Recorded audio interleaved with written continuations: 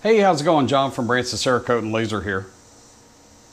Got a request for a video that I could have sworn I'd already done and that we had up on our channel, but I went back and looked also and I couldn't find it. So it's going to be a pretty quick video. It's about doing like tight spaces to keep from getting buildup. It's a pretty easy trick. All there is to it really is dialing the cone down on the Iwata. So normally when you spray, you want a fairly wide cone to get a even coat and a wider area. When you're doing the internal areas on things like, uppers and lowers, you want to dial that down as far as it'll go. So you want to just close it all the way down, get your setup, and then you're going to just tap the trigger. So just a quick review. This is the air. This is your volume. So this controls how much comes out. And then this is your cone. If you dial it all the way to the right till it stops, that's where you want to be to do the internal spaces. So at that point, you go to your paper. You want to be the 3 to 5 inches away and just start adding volume until you get that nice wet blob.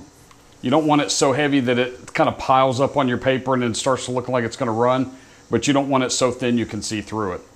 So after you got that dialed in, all you do is just grab your part. I usually on these receivers will take an extra hook so I can move this around, and you're just going to tap the trigger and coat that inside area. So you just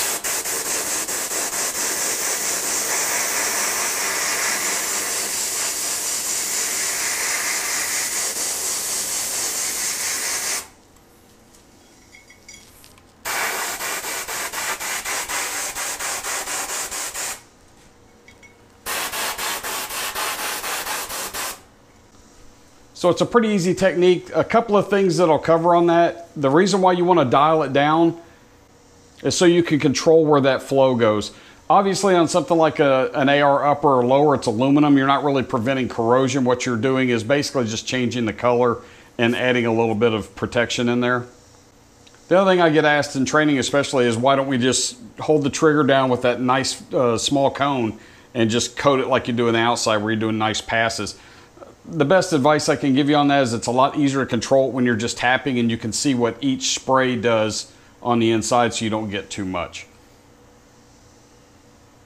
Another quick tip I give people when they're using this technique is if the air sounds like it's whistling into your project, you're probably too close. You want to back off maybe ½ inch or an inch to just float that in there. You're not really, like I said, putting that 1 mil solid coat.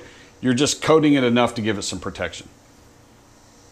So hopefully that answers the question the viewer had.